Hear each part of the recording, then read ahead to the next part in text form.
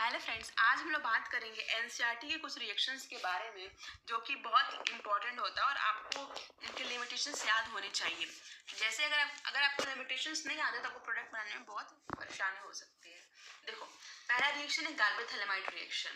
गार्बेट-थैलेमाइड reaction इसको हम लोग मेनली किस लिए प्रिपेयर करते हैं? एलिफेटिक अमीन्स के लिए। इसका लिमिटेशंस क्या होता है? इसमें एरोमेटिक अमीन्स नहीं देते हैं।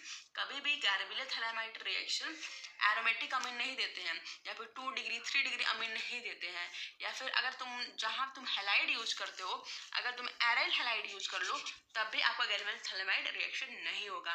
किसके लिए होगा? केवल एल्फेटिक अमीन्स के लिए ही होगा। बात समझ में आ रहा है? फिर उसके बाद आता है हॉफमैन ब्रोमाइड डिग्रेडेशन रिएक्शन।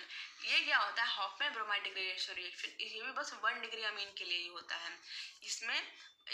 इसमें क्या होता है? हॉफमैन ब्रोमाइड रिएक्शन में क्या होता है? यहाँ पे क्या सिर्फ प्राइमरी अमाइड ही काम करता है। आप सेकेंडरी अमाइड, टर्सरी अमाइड पे हॉफमैन ब्रोमाइड डिग्रेडेशन रिएक्शन नहीं होगा। जैसे कि सेकेंडरी टर्सरी अमाइड कभी जिंदगी में देखा है आपने? अरे भाई, ये नॉर्मल हमारा अमाइड होता है, ये नॉर्मल अमाइड होता है। अगर हम यहाँ पे ये जो N के साथ एक और R ला दे तो सेकेंडरी अमाइड हो जाएगा, ठीक है। और यहाँ पे N के साथ एक R एक तो ये टर्सरी अमाइड हो जाएगा। तो हमारा कौन देगा?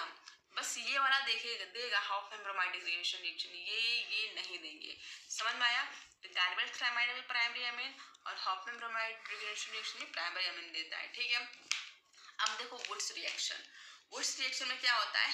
एल्केन्स मेनली प्रिपेयर करते हैं और इसमें सिमेट्रिकल होता है, अनसिमेट्रिकल नहीं। वुड्स रिएक्शन और फिटे रिएक्शन अलग होता है। उस रिएक्शन में हम लोग एल्किल हैलाइड यूज करते हैं, एरिल हैलाइड नहीं यूज करते हैं। समझ रहे हो? अब देखो विलियमसन ईथर सिंथेसिस। इसमें क्या होता है? मेनली हम इससे ईथर बनाते हैं। क्या बनाते हैं? ईथर बनाते हैं। याद रहना चाहिए विलियमसन ईथर सिंथेसिस में क्या होता है आपका